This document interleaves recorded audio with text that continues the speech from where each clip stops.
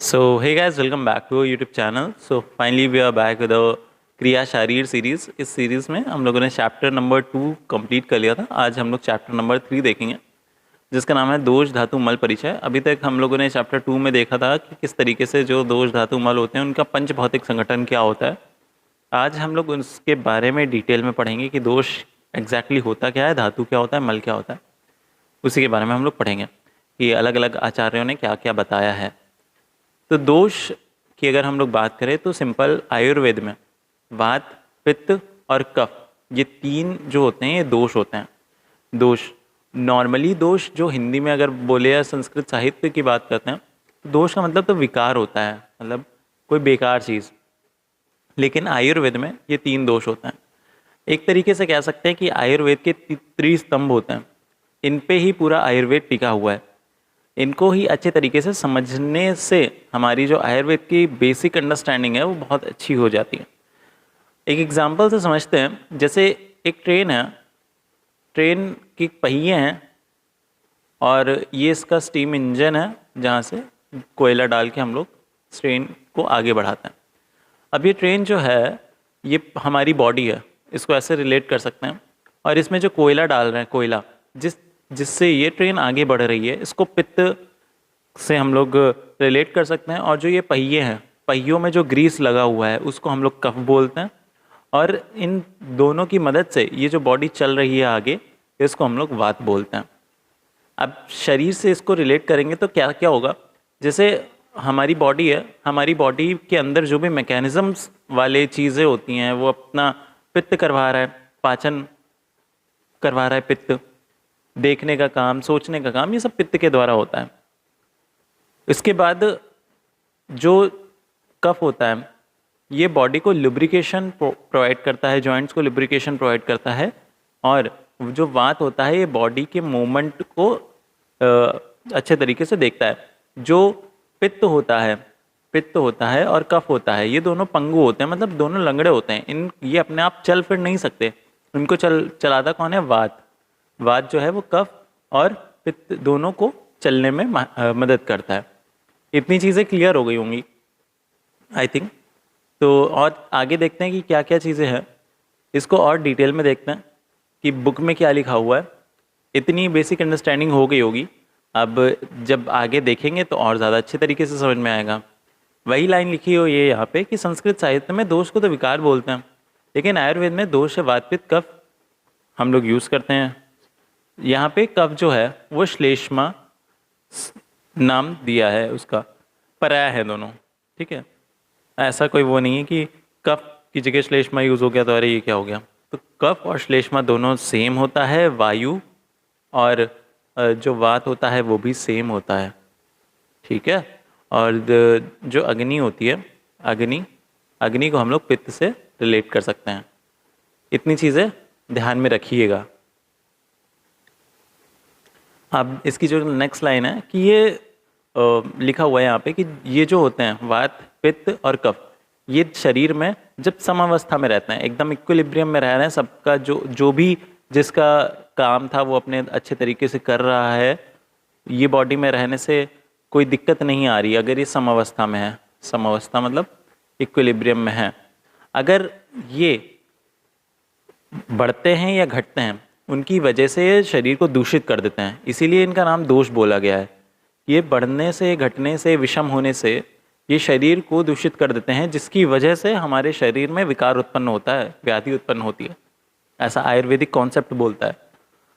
और ये आपने बहुत बार देखा होगा, जब भी आपको सर्दी जुकाम होता है, जब भी ऐसा होता है कि बहुत म्यूकस बन जाता है, नाक ब्लॉक हो जाती है, साइनस हो जाता है, तो ऐसा बोलते हैं कि कफ की वृद्धि हो गई है, कफ की वृद्धि हो गई है। तो कफ की वृद्धि की वजह से हमें जो भी साइनस वाली दिक्कत होती है वो हो जाती है। अब ऐसे ही बहुत सारे जो विकार होते हैं वो हम लोग इसी से रिलेट करते हैं कि किसी न किसी की वृद्धि हुई होगी, जिसकी वजह से जो डिजीज़ है वो हमारा उत्पन्न हुआ है। तो शरीर को दूषित करने की वजह से हम लोग इसे दोष बोलते हैं। फिर आगे लिखा हुआ है दूष्यंती मना शरीर च इति दोषा। ये मतलब जो शरीर को दूषित करने वाले तत्व होते हैं उसे हम लोग दोष का नाम देते हैं। जैसे वात, पित्त एवं श्लेष्म देह को प्राकृतावस्था में रहकर धारण करते हैं, मतलब जब प्राकृत होती है तब धारण करते हैं अच्छे तरीके से, और ये विकृत अवस्था में नाश कर देते हैं शरीर का, शरीर में व्याधि उत्पन्न कर देते हैं।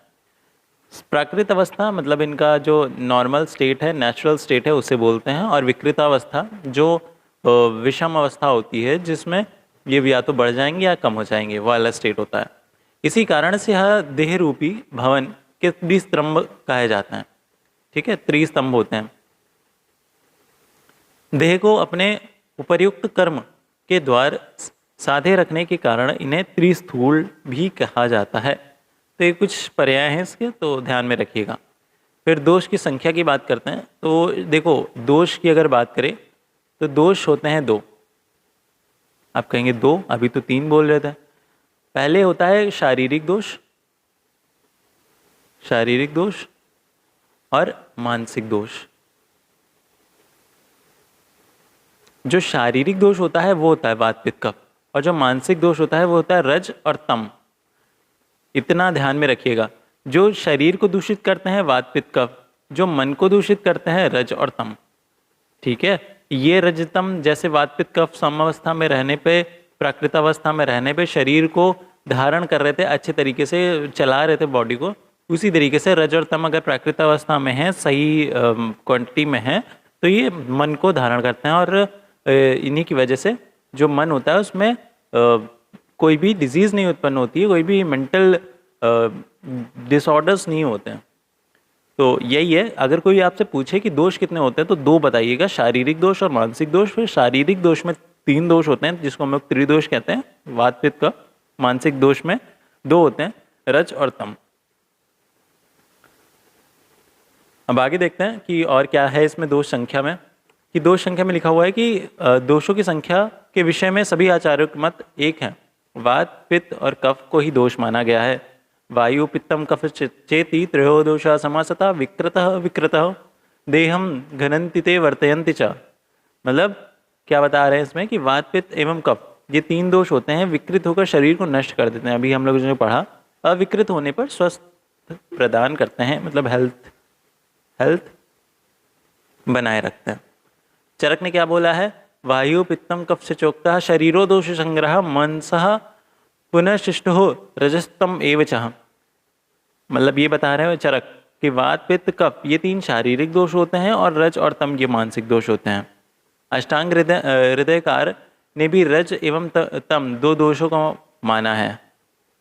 सभी आचार्यों द्वारा दोषों के उल्लेख क्रम में वात दोष को प्रधानता दी गई है, जिसके निम्न कारण है। क्यों ऐसा बोलते हैं कि वात दोष जो है वो प्रधान है? पहला कि जो नानात्मक रोग होते हैं, जो अलग अलग प्रकार की डिजीजेज होती हैं, के वर्णन क्रम में वात से 80 रोग होते हैं वायु से, और पित्त से 40 रोग और कफ से 20 प्रकार के रोगों का वर्णन हम लोग को मिलता है। इसीलिए हम लोग पहला पॉइंट हमारा ये हो जाता है कि वात की प्रधानता देने के लिए कि वात से 80 प्रकार के होते हैं, पित्त से 40 प्रकार के होते हैं और कफ से 20 प्रकार के दोष विकार होते हैं। इसीलिए पहला पॉइंट हो गया ये। दूसरा क्या है कि पित्त एवं कफ वात के बिना यत्र तत्र गमन नहीं कर सकते, क्योंकि पित्त एवं कफ की गमन शक्ति नहीं होती। जैसा भी हम लोगों ने ऊपर देखा, जो पित्त होता है और कफ होता है ये दोनों पंगु होते हैं। पित्तम पंगु, कफम पंगु, पंगवे मल धातवा वायुना यत्र नियंते तत्र गच्छन्ति मेधवत। ये जो श्लोक है ये अभी आएगा शायद आपके में। तो इसमें यही बताया गया है कि जो पित्त होता है और जो कफ होता है वो पंगु होते हैं, पंगु लंगड़े होते हैं।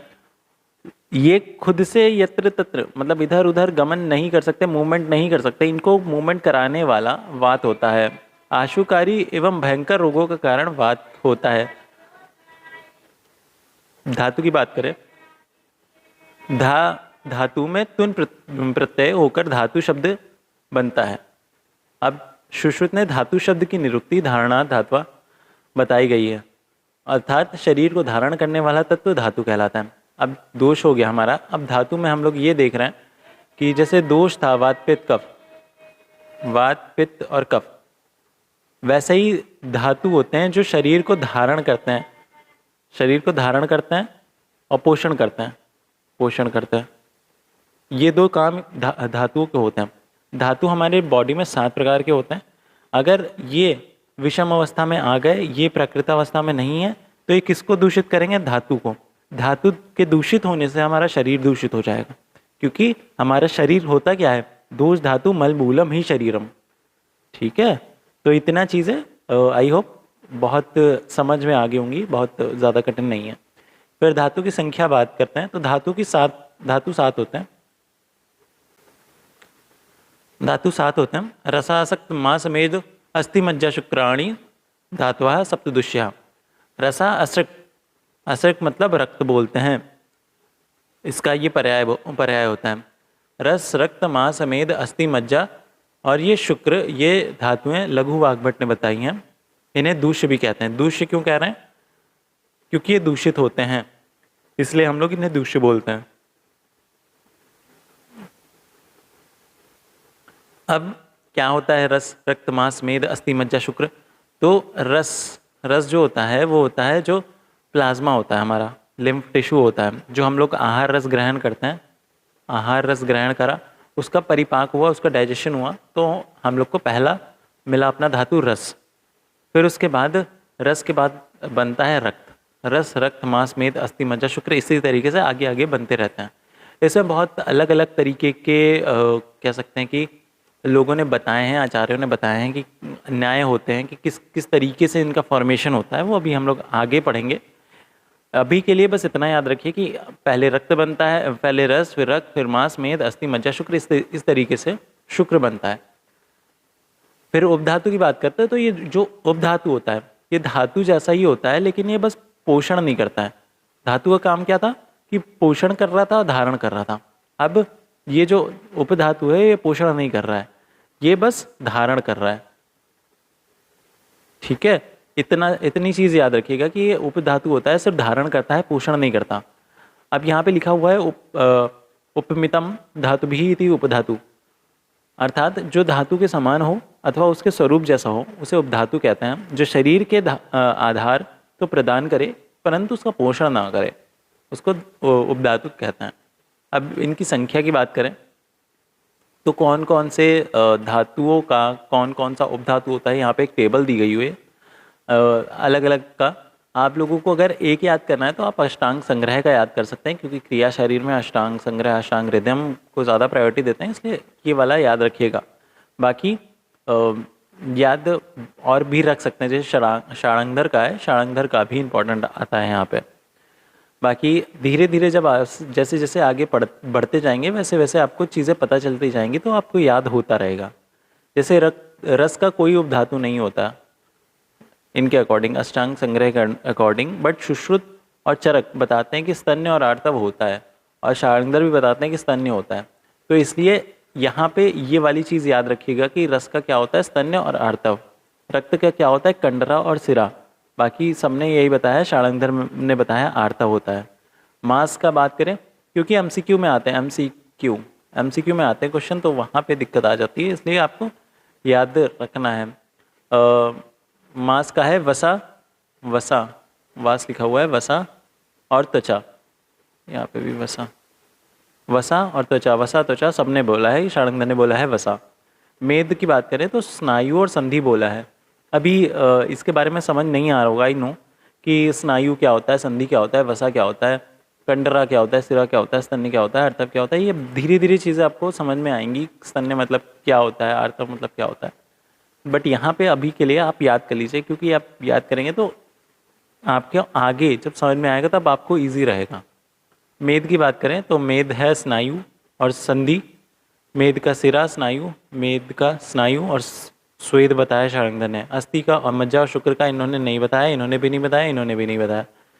बट षडांगधर ने बताया कि अस्थि का जो धातु होता है वो होता है दांत, मज्जा का होता है केश और लोम, केश मतलब बाल, रोम मतलब जो हेयर फॉलिकल्स होते हैं। शुक्र की बात करें तो वो होता है ओज, उपधातु, षडांगधर बताते हैं। एक बार ऊपर से बता देता हूँ। स्तन्य मतलब होता है मेमरी ग्लैंड, आर्तव मतलब होता है ओवम, फिर कंडरा, रक्त का जो होता है कंडरा और सिरा होता है, ये इस तरीके से देख सकते हैं कि जो ब्लड वेसल्स होते हैं वो सारी चीज़ें आ जाती हैं इसमें। मांस में आपका वसा आ जाता है, फैट टाइप का होता है वो आ जाता है। अ, फिर उसके बाद मेद का जो होता है वो स्नायु और संधि आ जाता है।